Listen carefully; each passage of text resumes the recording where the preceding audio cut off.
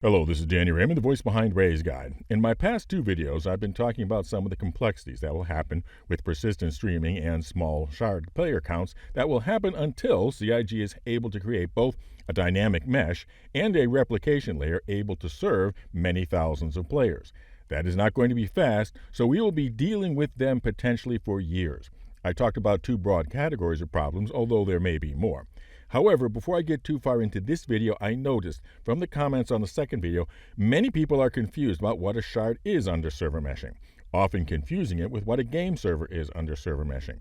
A shard consists of an instance of the replication layer, a shard-specific copy of the entity graph database, and an array of dynamic game servers, or DGS. Note that it is called server meshing, not shard meshing. For reasons of performance, all the elements of the shard will likely need to be in the same AWS data center.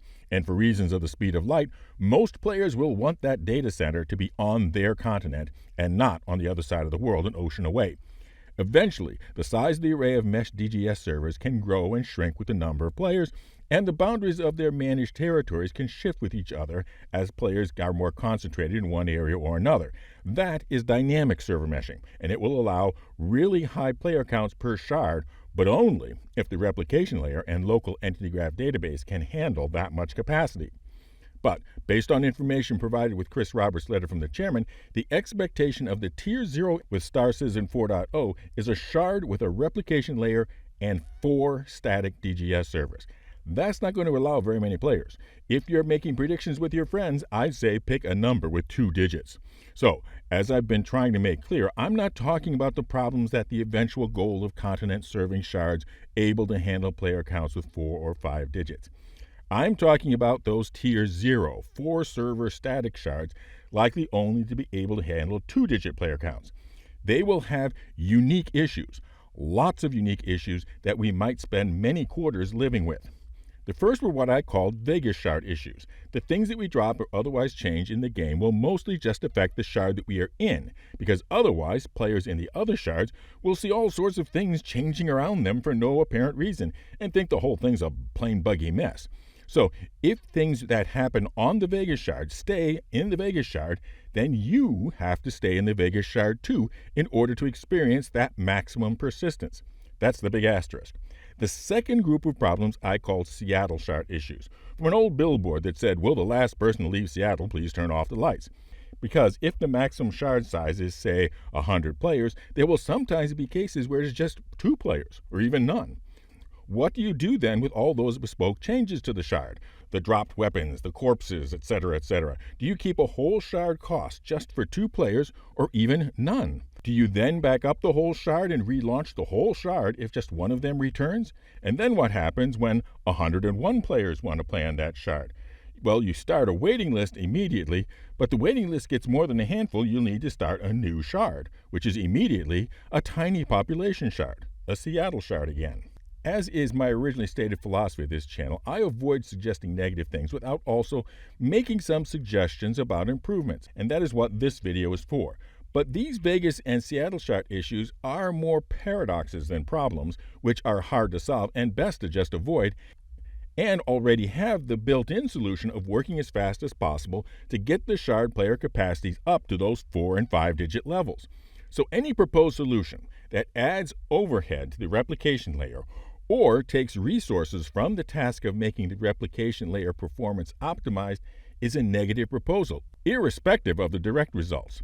So my discussion in this video is going to concentrate on one of the least discussed parts of the family of technologies around server meshing, and that is the matchmaking system. And I'm going to be brutally honest and say that as described in the server meshing Q&A, the matchmaking system is a waste of time on what is destined to be a temporary technology.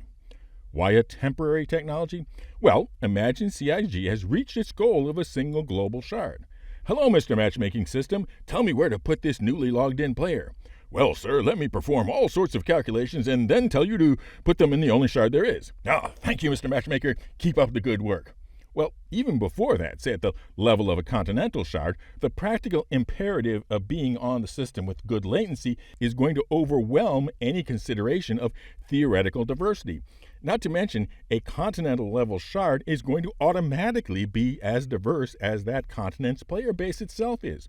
So let me dig more into the actual statement about the matchmaking system from the server meshing Q&A. Players will not be permanently assigned to shards as the matchmaking system assigns a new shard for the selected region on each login. Early on, this will cause a natural distribution, as we'll start with many smaller shards in parallel. Actually, because of the Vegas shard rule, you will get maximum persistence only by staying in the same shard. So a new shard for each login undermines the whole goal of persistent entity streaming. As we start to scale our shards and therefore shrink the number of parallel shards, this question will become more relevant. We plan on addressing this with our new matchmaking system. Actually, exactly the opposite. It is easy for a party or an org to dominate a 100-player shard, a 1,000-player shard, far less so, and a 10,000-player shard, absolutely not. And by definition, a single continent-level shard will automatically be as diverse as the continent. The new matchmaking system, currently in development alongside server meshing, allows us to match players to shards based on multiple input parameters. These are used to match players into shards with their friends or where they left their most items in the open world.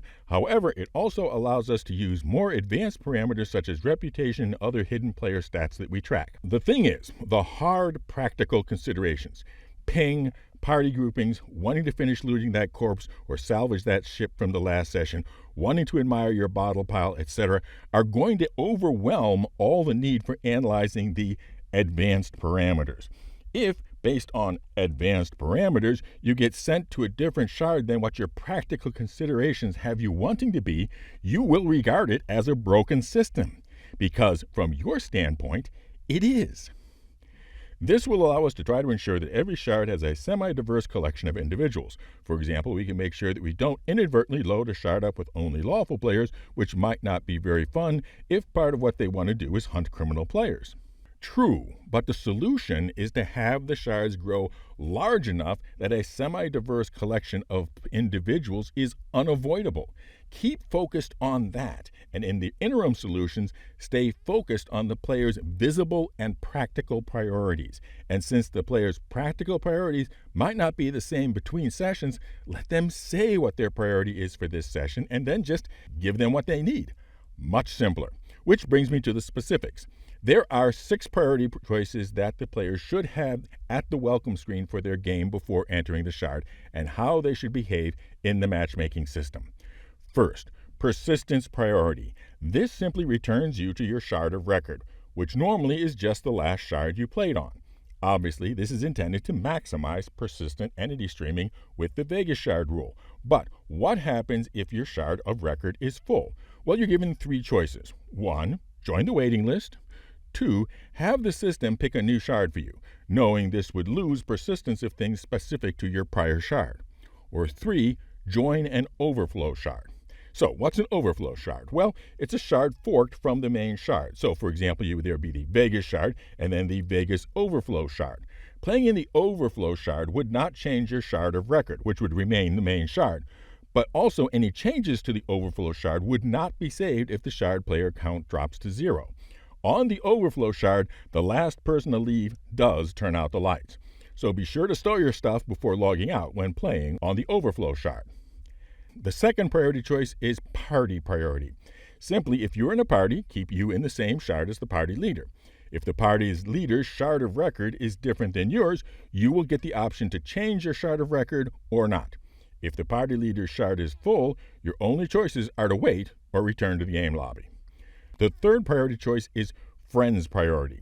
This sends you to the shard where the largest number of players on your friends list are currently playing, presuming that the shard has room for 1 more player. If this is not your shard of record, you can elect to change your shard of record to the new shard or not. Now, if your friends list is huge, say equal or greater than 25% of the total shard player count capacity, this option will be disabled to prevent a single huge group of friends from essentially creating a private shard. The fourth priority choice is org priority, which functions identically to friends priority except it is working from your org membership list. This would include the lack of availability if the org was large enough to dominate a shard. Your large org would have to organize parties in your Discord or wherever and then use party priority. Fifth is pursuit priority. This just lets you follow whoever you have a bounty hunting or kidnap mission against. The idea is to remove shard hopping as an escape technique. And finally, performance priority, which uses a combination of latency and throughput to determine the best shard and the best server region for you. So these things are the practical reasons that session to session a player will want to have the matchmaking system to use when placing them in a shard, and focusing on them will not just make the matchmaking simpler, but also, from the player's perspective, better functioning, while helping with the Vegas shard and Seattle shard issues that I've been talking about in the last two videos. Now for an update on our Dual Grow the Channel ship giveaways. First, we have our short-term giveaway of the Bar Citizen World Tour participation card autographed by Chris and Sandy Roberts that is running just for videos between June 15th and July 31st. And then we have our big ship giveaway. As of recording, we are at 76% of the subscriber goal and 72% of the membership goal to give away to some lucky player their choice of the Anvil Liberator, the Ship Shipping Ship for shipping your ships, or the Misk Odyssey, the long-length look-ahead launcher lorry. One entry per video. Subscribers are entered automatically, and if the winner is a subscriber as of the publication date of the winning video and at the drawing time, they will win both the Liberator and the Odyssey. For non-members, just subscribe and comment with the secret word. And the secret word for this video is the first of the priority types I mentioned for matchmaking. Fly safe, keep it real, and I'll see you in the verse. This is Danny Raymond for Ray's Guide.